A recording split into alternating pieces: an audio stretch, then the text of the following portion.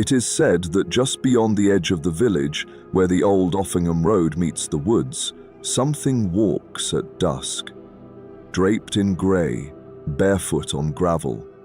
This is the story of the Grey Monk of Offingham Road. They told him not to take the road at dusk. The warning came not in the form of shouted words or frantic gestures, but in the quiet way the old farmhand looked out the window, as if calculating the remaining daylight. "You'd best be through Offingham Lane before the sky goes," he said, not looking up from his tea. "Wouldn't want to walk that road after the birds stop singing." The visitor, Mr. Hale, a schoolmaster from Chipping Campden, laughed lightly. "Superstition?" But the farmhand didn't smile. "No one who walks it twice says so." Mr. Hale had come to Bretforton to seek quiet, a half-term retreat. The village offered just the sort of stillness he liked. Old houses with heavy doors, a church tower that tolled by hand, and no one in any hurry to speak unless spoken to. He had taken lodgings at a small cottage on the edge of town and passed the first 2 days in peace. Long walks, notes in a leather-bound journal, and the occasional pint at the Fleece. It was on the third evening, with rain clouds gathering and the sun slipping behind the fields, that he decided to walk Offingham Road. He'd heard of it twice, once from the farmhand, and again from the postmistress who refused to say its name without crossing herself. That alone was reason enough to see it.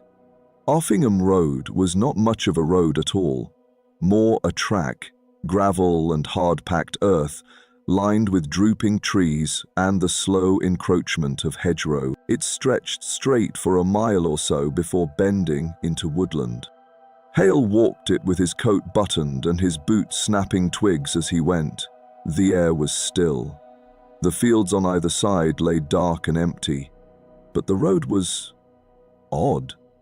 It had the sense of being walked recently, yet no footprints marked the gravel. There were indentations, as if something weightless had passed, disturbing the stones without breaking them. The silence was pressing. Even the birds had quieted. Halfway along, the path dipped by a crumbling wall, moss-covered, with a rusted iron gate half hanging from its hinges. Beyond it, tangled trees sloped toward a sunken clearing. A stone stood there, half buried, carved with what looked like the base of a cross. Hale stepped closer, and then he saw the figure.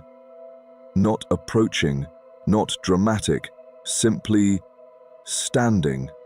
At the far end of the lane, by the bend half shrouded by trees, a man in a long, tattered robe the color of dust and ashes. His head was lowered, hooded, arms tucked inside the sleeves. A monk. Hale froze. His first instinct was to call out, ask if the man was lost or in need, but something in the posture gave him pause. The stillness was unnatural, not restful, but rigid.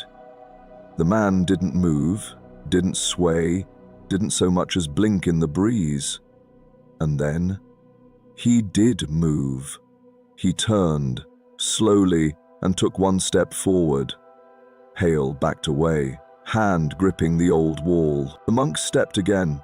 Each footfall made no sound, but the gravel shifted beneath him, a faint scrape like bone on stone.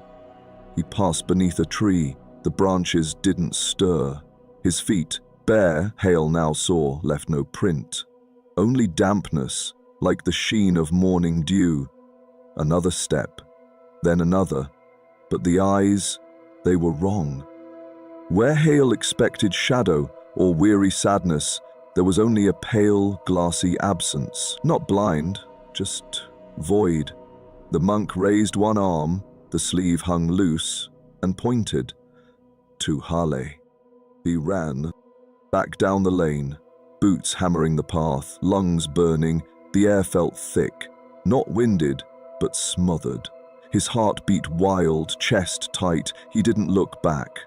Only when he burst from the lane into the first stretch of Bretforton proper, where a dog barked and a child's voice called across a garden, did he slow. He turned. The road behind him was empty. That night, Hale sat in the taproom of the Fleece with his hand wrapped round a brandy glass. The fire crackled. The voices of the regulars were a dull hum. The landlord came over, wiped his hands on a towel. "You look like you've seen something." Hale met his eyes. "Offingham Road." The landlord's mouth tightened. "You saw him?" Hale didn't speak. "I've heard it before," the landlord continued. "People see him when the light goes. Always the same. Grey robe, barefoot, silent as dust. Never speaks, just appears, follows, sometimes points. Who is he?" "Don't know, but some say, long time ago, a monastery stood down that way. Nothing left now but a few stones and a curse. They say a monk was buried alive there, punishment for a sin he never confessed. Buried alive? Supposedly refused to reveal something to his brothers, some secret. Took it to the grave, or didn't." That night, Hale did not sleep. He lay in the small rented room, candles extinguished, listening, and at some hour between midnight and dawn, he heard footsteps on the gravel path outside.